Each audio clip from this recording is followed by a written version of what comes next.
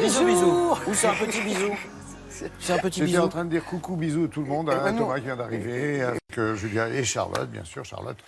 Vous avez dégainé la première, c'est le cas de le dire, avec une très belle histoire d'amour, une vraie histoire d'amour, comme quoi Rien l'amour... n'est impossible, l'amour porte. Capable de faire construire des palais. Mais oui, une histoire vraie, ce film-là, l'incroyable histoire du facteur cheval.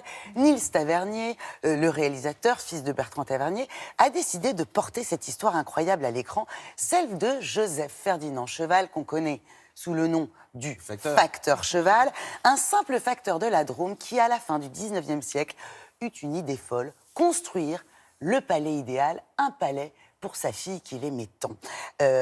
Tout seul, hein, de ses propres mains, sans l'aide de personne. Avec sa petite brouette. Exactement, ce facteur. Donc, les conditions de vie étaient très rudes à la fin du 19e siècle. Il était au fin fond de sa campagne, issu d'un milieu très simple. Il faisait ses tournées à vélo, 30 km par jour. Et puis, la journée, il voyait des gros cailloux. Il en faisait des tas. Et le soir, il prenait une brouette et il revenait chercher les cailloux. Et la nuit, durant 33 ans, attention, le mortier, la chaux, le ciment, c'est dans cet ordre-là ou pas? Ça, je sais pas. À peu près, ouais. Il assemblait les pierres. 33 ans plus tard, un palais de 26 mètres de long, 12 mètres de haut. Ouais. Un palais que l'on visite encore aujourd'hui. Le palais idéal qu'André Malraux, 40 ans après la mort de Facteur Cheval, l'a classé monument historique. Alors on appelle ça de l'art naïf, premier bâtiment d'art naïf au monde. C'est Jacques Gamblin, que l'on sait toujours très engagé, très méticuleux dans la préparation de ses rôles, qui incarne Facteur Cheval, un bosseur. Nous l'avons rencontré. Bonjour Jacques. Bonjour. Cet homme, il est taiseux, voire mutique, et en même temps complètement passionné. Il y a même un peu de folie. C'est une énigme. Comment est-ce que vous nous le présenteriez? On sait très peu de choses sur lui. La trace qu'il a laissée, c'est ce palais, visité par des milliers et des milliers de gens chaque année. À part ce cahier d'écolier sur lequel il a écrit toute l'histoire de la construction, mais qui reste quand même assez formel. On sait peu de choses sur son caractère.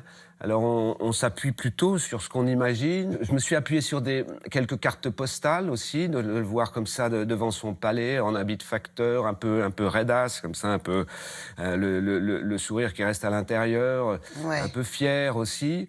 Ce sera ton palais. Tout le monde viendra le voir. Les branches des arbres, les oiseaux me disent comment faire. Et tu veux faire ça quand? Le soir, la nuit, après ma tournée. Mais tu es fou. Et qu'est-ce qu'on va manger? Hein? Des cailloux? Jouer tout en retenue, en intériorité, c'est ce qu'il y a de plus compliqué, non? Et c'est exténuant. Enfin, c'est ce que j'ai cru comprendre. C'est épuisant. Je suis sorti de ce tournage absolument... Lessivé.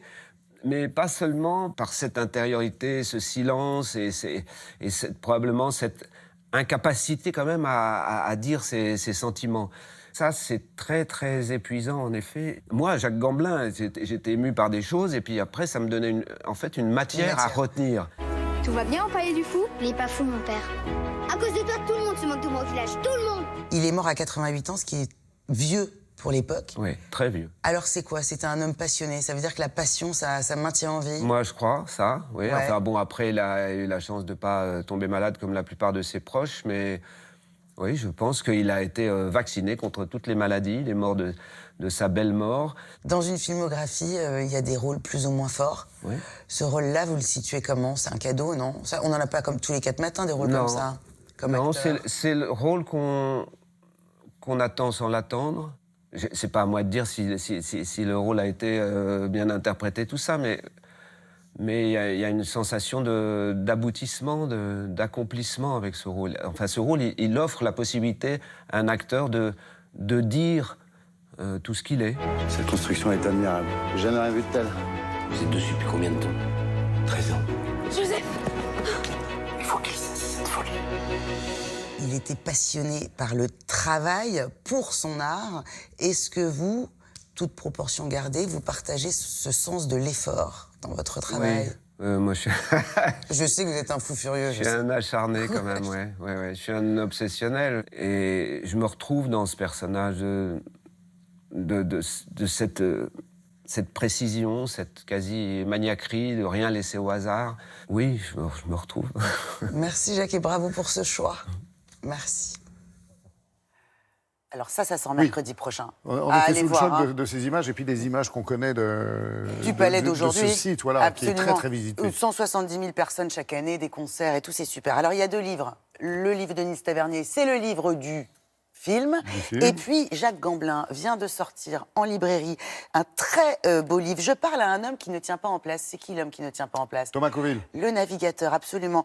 C'est la correspondance entre un homme à terre, Gamblin, un homme en mer, Coville, en 2014, lorsqu'il a tenté pour la 4e fois de battre le record du monde à la voile en solitaire. Absolument. Sur son trimaran de 30 mètres. Gamblin avait l'email du bateau. Il écrivait à Thomas Coville, qui, quand il pouvait, parfois répondait.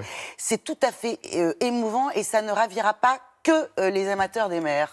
Voilà, c'est un très beau livre aux éditions Équateur. Merci, et merci à Jacques d'ailleurs pour la jolie dédicace qu'il nous a faite. Merci, merci énormément.